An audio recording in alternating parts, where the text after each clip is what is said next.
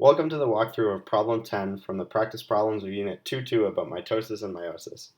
Before we dive into the problem, it will be useful to quickly review both of these processes so that we have a good understanding of what we're being asked here. I'll review all of the mechanics of mitosis to give you a sense of what is actually happening in these divisions, but I'm going to review meiosis in a more abbreviated way because the mechanics are very similar, and for the purposes of this problem, aren't really all that important. So let's start with mitosis.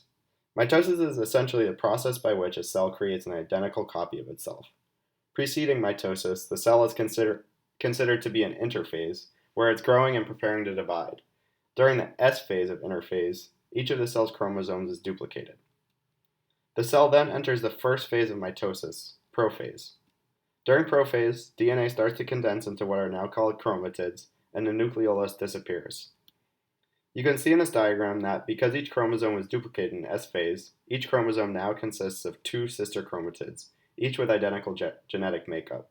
That is, each chromosome has two identical parts held together at the center,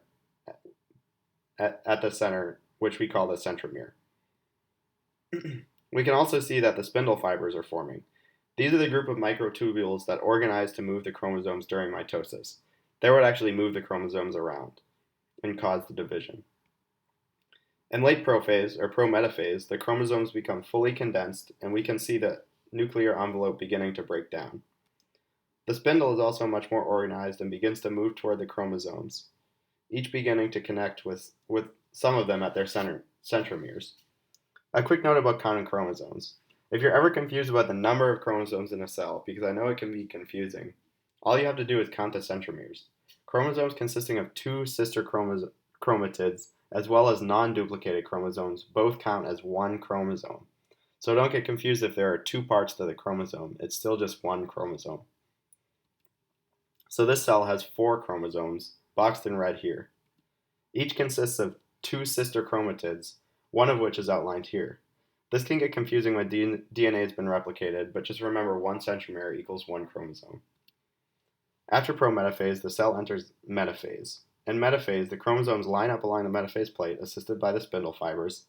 The spindle fibers had started to attach to chromosomes at a part of their centromeres called the kinetochore in prometaphase, and by metaphase, all chromosomes are being controlled in this way. A spindle fiber is attaching to their kinetochore, and it's able to move them in that way. We can already see the genetic material that will go into each of these two daughter cells, one set outlined in red here. Chromosomes line up along this axis such that one sister chromatid faces either pole of the cell. This sets up the cell for anaphase. In anaphase, the sister chromatids separate to opposite sides of the cell, dragged by spindle fibers at their kinetochores. Other microtubules work to push the poles apart, preparing the cytoplasm for division. In telophase, the final stage of mitosis, the cell prepares for cytokinesis by breaking down the spindle and forming two new nuclei and nucleoli. The DNA also starts to decondense, and it returns to the stringy mess that it was in pre-mitosis. The final step of cell division, cytokinesis, usually begins during telophase. We can now see the two resultant daughter cells, each with the same number of chromosomes as the parent cell. In animal cells, the cell membrane is fluid and can essentially be pinched off after creating what is known as a cleavage furrow. In plant cells, however, the cell wall is too rigid for this. A cell plate forms and the two new daughter cells are separated by this new cell wall, and thus ends cell division. So we can see that with these two products, we have the same number of chromosomes in each daughter cell as were in the parent cell. This means that mitosis is an equational division that results in two diploid daughter cells. Compare this with what we learned about meiosis. Meiosis 1, as we can see here, is a reduction division in which each meiotic product contains half the number of chromosomes as the parent cell. Meiosis 2, like mitosis, is an equational division. However, each resultant cell of meiosis 2 is a haploid cell, unlike those resulting from mitosis that are diploid. In this way, we can distinguish between the different types of cell division. To summarize these points, we can say that mitosis is an equational division resulting in two diploid products. Meiosis 1 is a reduction division resulting in two haploid products with chromosomes consisting of two sister chromatids. And meiosis 2 is an equational division that results in haploid products. So, with that in mind, let's turn to question 10. You'll find that this is pretty much all the information that we need to know to answer this question.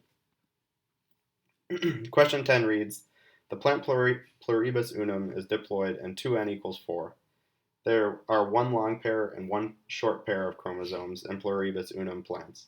The following diagrams represent anaphase of individual cells during meiosis or mitosis in one of these plants. The equator is a horizontal line running through the middle of each cell. The lines represent chromosomes or chromatids, and the points of the V represent centromeres. The capital letters indicate chromosomes or portions of chromosomes from the maternal parent of the individual whose cells are depicted, and the lowercase letters indicate chromosomes from the paternal parent. In each case, determine whether the diagram represents a cell in meiosis 1, meiosis 2, or mitosis, or if a diagram shows an abnormal, i.e. unexpected or impossible situation. If the cell is abnormal, briefly explain why. So let's go through each diagram starting with A. In this diagram, we have two original chromosomes, each composed of two sister chromatids separating. They're each outlined in red here. To create the 4 chromosomes that we see, sister chromatids are separating and being pulled to the plates of the cell. Right away, we can see there's something wrong. We can see that each separating chromosome is composed of 2 different sister chromatids.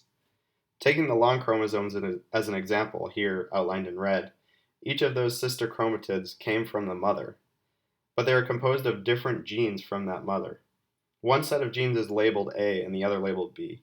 At no point during any phase of mitosis or meiosis would a chromosome be composed of 2 sets of different genes. If the chromosomes are made of different genes, they're not sister chromatids. So we can say that diagram A is abnormal. Now let's look at diagram B. Diagram B has sister chromatids separating as diagram A did.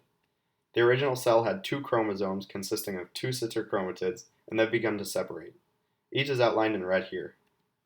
And each daughter cell will receive 2 chromosomes, outlined in red here. This is an equational division, and the resultant cells have 2 chromosomes, which is half the number of the parent cell. So we know this is meiosis 2. Moving on to diagram C, we can again see that this is an equational division resulting in haploid cells.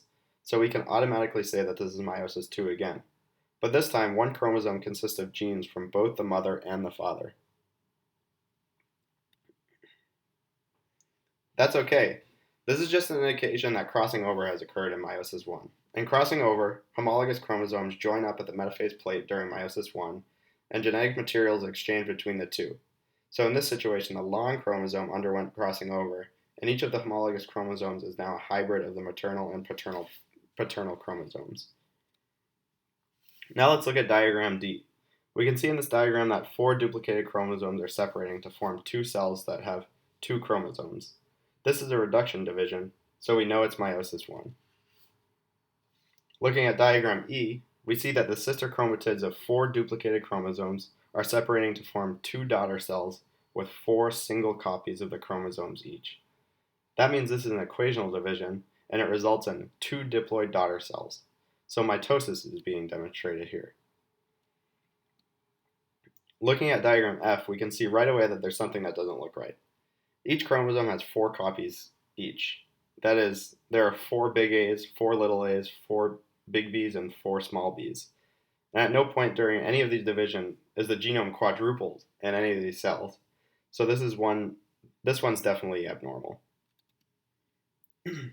Looking next at diagram G, we see that, just like diagram E, this seems to represent mitosis. But if we look more closely, sister chromatids are not the same. For instance, the separating chromosome outlined here is composed of both maternal and paternal genes. This means that there would have had to have been some sort of crossing over event during mitosis. Because homologous chromosomes don't interact to cause crossing over during mitosis, we can label this diagram as abnormal. There's never going to be a crossing over event that we would have to be concerned about in mitosis. or in mitosis, period. Now we can come to the last diagram. If we compare this to diagram D, we can right away say that this is meiosis 1. But the question is, can one chromosome be composed of both maternal and paternal genes during anaphase of meiosis 1? And the answer to this is yes, because of crossing over, as we mentioned before. Crossing over events occur in metaphase 1 of meiosis when the homologous chromosomes pair up and are free to exchange maternal and paternal segments of the chromosome. Because this happens before anaphase 1, this diagram could also represent meiosis 1.